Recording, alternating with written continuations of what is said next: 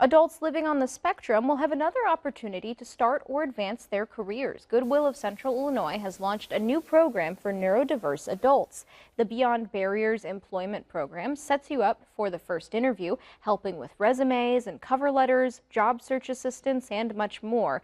Program manager Austin Harms says this has been in the works for over 2 years. They've been building relationships in the community within local agencies and schools.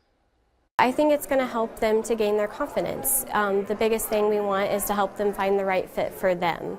So whatever that looks like, we want them to feel free to advocate for themselves. We want them to have confidence in themselves and their abilities. Harms also says her team, which includes 8 client advocates and job coaches, found work for participants in fields like retail, gardening, and warehouse work.